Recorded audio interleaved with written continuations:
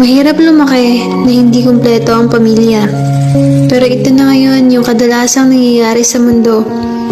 Ginawa ko tong tula na to para sa mga katulad kong lumaki na hindi kasama ang magulang o di kaya tulad kong broken family. Oo, broken family, salitang napakasakit pakinggan at napakahirap pagdaanan ng kahit sinong nakaranas na. Ma? Pa? Ang dami kong gustong sabihin at itanong sa inyo. Anong nangyari? Bakit hinayaan yung mawasak ang pamilya natin? Bakit hinayaan yung magdusa ako sa pangungulila sa inyo? Hindi ko sinusumbat kasi alam kong wala akong karapatan. Pero naiinggit ako. Naiinggit ako sa mga nakikita ko na kasama ang kanilang magulang. Samantalang ako kahit kailan hindi ko man lang naranasan.